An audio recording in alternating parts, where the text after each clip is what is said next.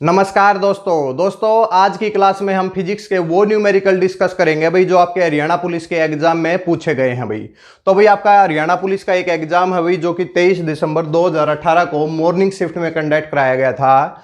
उसके अंदर भाई आपके भौतिक विज्ञान यानी कि फिजिक्स से 3 न्यूमेरिकल पूछे गए हैं। तो भाई उनके भाई सॉल्यूशन क्या होंगे और इनसे रिलेटेड अब जो हरियाणा पुलिस का एग्जाम होगा उसके अंदर कैसे क्वेश्चन पूछे जा सकते हैं सभी को भाई डिस्कस करेंगे भाई। इसके साथ में ये भी बता देते हैं भाई जो आपकी 11th और 12th की भाई जो एडवांस फिजिक्स की क्लासेज लगातार चल रही हैं, 7 से 8 क्लास हो चुकी हैं भाई। आपको कंप्लीट 11th और 12th की भाई फिजिक्स पढ़ाई जाएगी। डिस्क्रिप्शन बॉक्स में जाइए भाई, आपको वहां पे उन वीडियो के लिंक मिल जाएंगे। जो भी दोस्त नए आए हैं चैनल को सब्सक्राइब करें भाई, बेल आइकन प्रेस करें, इससे भाई आपको आगे जो हमारी क्लासेज होंगी उनकी नोटिफिकेशन मिल जाएंगी। चलो भाई शुरुआत करें भाई आज की क्लास की। देखिए भाई क्वेश्चन देखिए भाई, The activity of a radioactive sample decreased to the 1/3 of its original value in the 3 days, then in the 9 days activity will be। यानी कि कहा गया है कि एक रेडियो एक्टिव एलिमेंट है भाई, उसकी जो एक्टिविटी है वो 3 दिन के अंदर भाई 1/3 हो जाती है। फिर पूछा गया है कि भाई 9 दिन के अंदर भाई उसकी एक्टिविटी क्या होगी। तो भाई क्वेश्चन क्या है भाई, एटम और न्यूक्लियाई के चैप्टर से है। न्यूक्लियस का एक चैप्टर होता है भाई 12th के अंदर, तो भाई उससे क्वेश्चन पूछा गया है। हिंदी में देख लो भाई, रेडियोथर्मी प्रतिरूप की सक्रियता 3 दिनों में इसकी वास्तविक की 1/3 हो जाती है। तो भाई 9 दिनों में इसकी सक्रियता क्या होगी भाई। अब हिंदी और इंग्लिश में प्रॉब्लम आ रही थी कि सर आप इंग्लिश में करा रहे हैं, तो भाई क्वेश्चन आपके भाई हिंदी में करा दिए जाएंगे भाई, ठीक है भाई। तो भाई क्या आपने इसमें क्या पढ़ा है भाई, साइंस वाले स्टूडेंट हैं भाई, आर्ट वाले भी, दोनों को बिल्कुल अच्छे से समझ में आएगा। देखिए भाई एक रेडियो एक्टिव एलिमेंट वो होता है कि जो अपने आप भाई रेडिएशन एमिट करे, यानी कि जो कि रेडियो एक्टिविटी की प्रॉपर्टी को फॉलो करे भाई। तो उसके अंदर भी आप सोल्व करते हैं तो भाई नंबर ऑफ एटम आते हैं भाई, नंबर ऑफ न्यूक्लियाई आते हैं, n = n0 e⁻ lambda T. यानी कि ये तो क्या है भाई, जैसे कि एक भाई रेडियो एक्टिव एलिमेंट है, इसके अंदर ओरिजिनल जो स्टार्टिंग में जब टाइम 0 है तो भाई कितने इसके अंदर भाई एलिमेंट है n0 है। इसके बाद में t टाइम के बाद इसके अंदर भाई कितने एटम रह जाएंगे, n = n0 e⁻ lambda T भाई। क्या पूछा गया है भाई, आपके पास है एक्टिविटी पूछी गई है। क्या पूछी गई है, एक्टिविटी। तो भाई एक्टिविटी होती है भाई माइनस के dN/dt, यानी कि rate of the change of these numbers भाई। और जब इनको सोल्व करते हैं तो भाई ये आता है लैम्डा n0 e⁻ टी। और जब इसको करते हैं तो भाई लैम्डा n0 क्या होता है, ओरिजिनल एक्टिविटी होता है। यानी कि हम ये कह सकते हैं कि इसका जो आपका फॉर्मूला हो गया भाई वो हो गया R = R0 e⁻ टी हो गया भाई। इसको नोट करें भाई एक बार।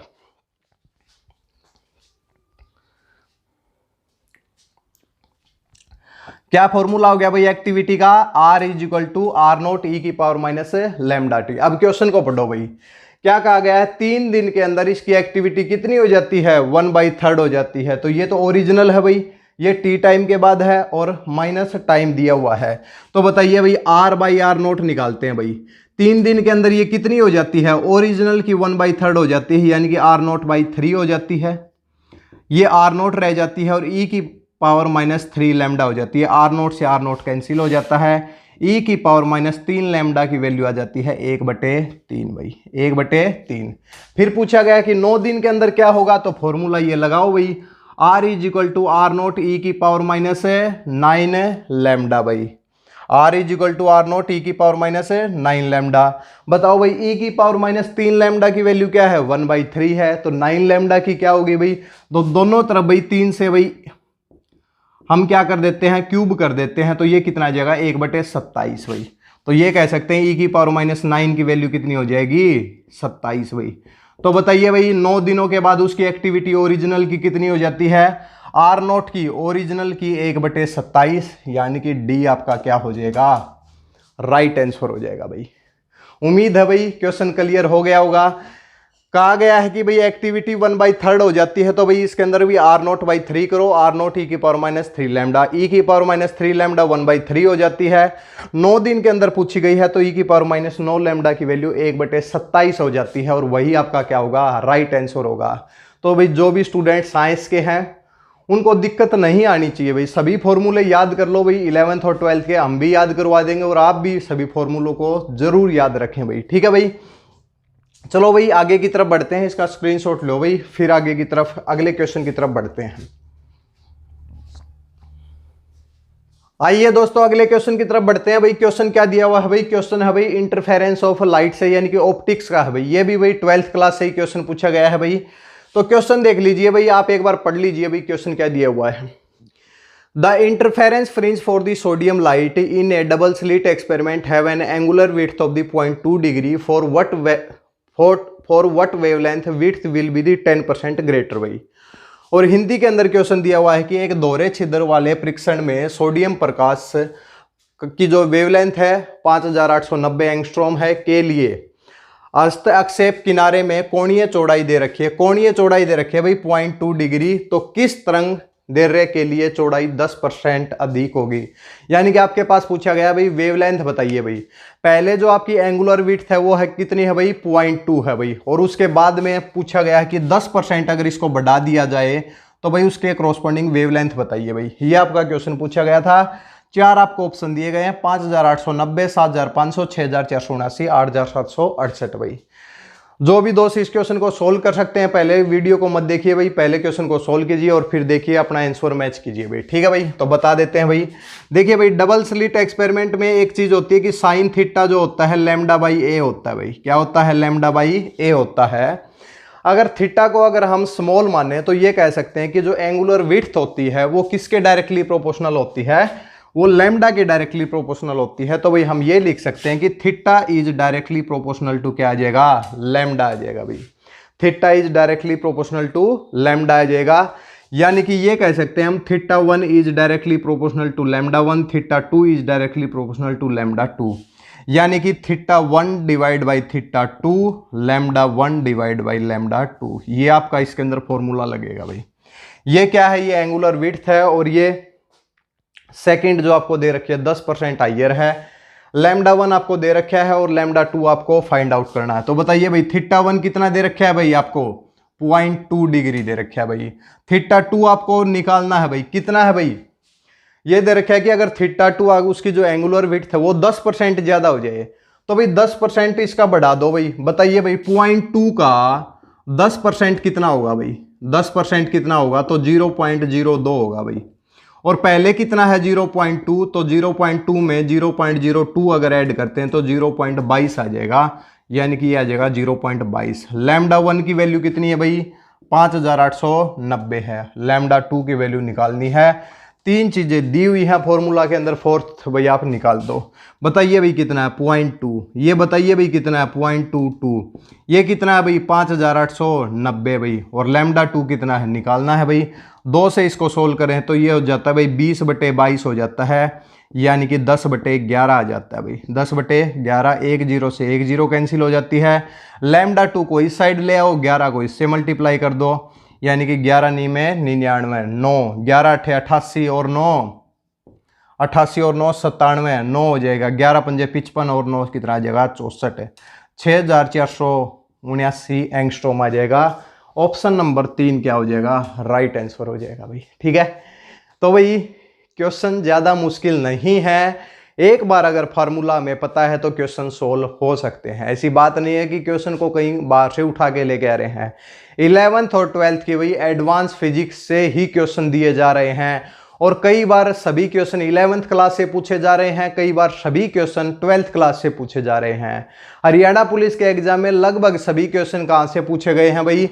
इस शिफ्ट के अंदर जो मेल का जो 23 दिसंबर 2018 को एग्जाम हुआ था उसके अंदर भाई सभी क्वेश्चन आपके भाई 12th क्लास से पूछे गए हैं। एक तो क्वेश्चन ऑप्टिक्स का पूछा गया है भाई, एक रेडियो एक्टिविटी का पूछा गया है और एक LCR सर्किट से पूछा गया। तीसरा क्वेश्चन देखते हैं भाई कैसा है भाई। अगर वीडियो अच्छी लगी, अगर न्यूमेरिकल अच्छे से समझ में आ रहे हैं तो भाई वीडियो को लाइक करें, चैनल को सब्सक्राइब करें और वीडियो को ज़्यादा से ज़्यादा शेयर करें भाई। एडवांस फिजिक्स की क्लासेस चलेंगे भाई, उनके अंदर भाई इन सबको भाई अच्छे से सोल्व किया जाएगा। इसका स्क्रीनशॉट ले सकते हैं, फिर हम आगे की तरफ बढ़ते हैं भाई। आइए दोस्तों, इसके बाद हम लास्ट क्वेश्चन की तरफ बढ़ते हैं। और क्वेश्चन कहां से पूछा गया है? क्वेश्चन पूछा गया है भाई एलसीआर सर्किट से, यानी कि 12th क्लास का एक चैप्टर है भाई एसी सर्किट, तो वहां से क्वेश्चन पूछा गया। तो 3 क्वेश्चन हो गए भाई हमारे। एक क्वेश्चन रेडियो एक्टिविटी यानी कि न्यूक्लियस से पूछा गया है, एक क्वेश्चन ऑप्टिक्स से पूछा गया है, और एक क्वेश्चन कहां से पूछा गया है? एलसीआर सर्किट से। तो तीनों टॉपिक बहुत अच्छे से पढ़कर जाएं भाई।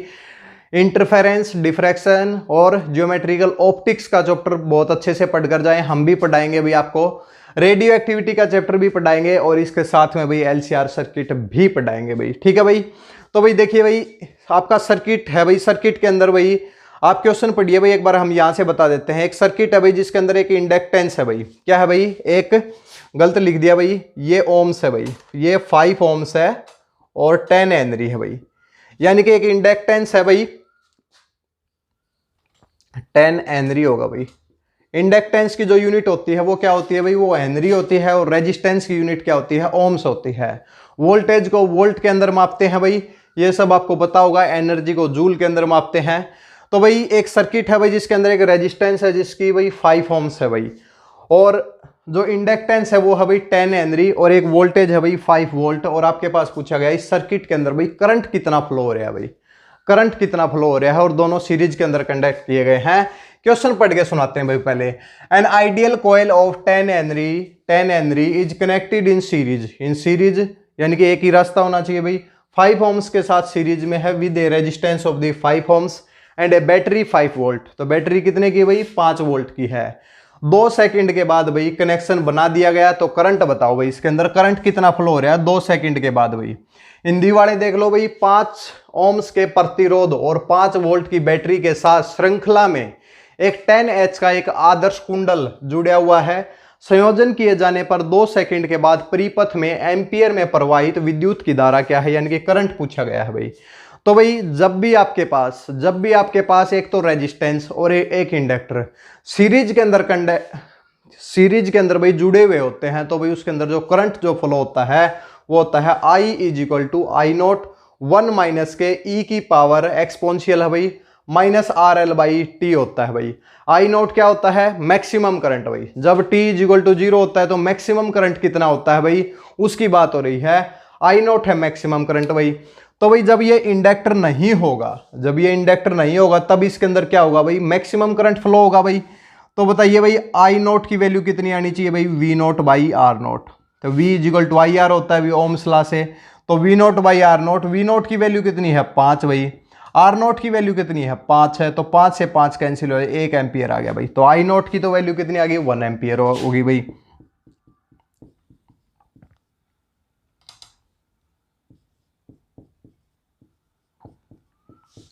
ये हो गया भाई। I0 की वैल्यू कितनी है भाई? 1 है। अब बचा क्या भाई हमारे पास? 1 माइनस के e की पावर माइनस के R/L × T हो जाएगा भाई। बताइए भाई R की वैल्यू क्या है? R की वैल्यू तो 5 है भाई। 1 माइनस e की वैल्यू, R की वैल्यू कितनी है? 5 है। टाइम कितना है भाई? 2 सेकंड के बाद पूछा है ना भाई, तो 2 सेकंड हो जाएगा भाई।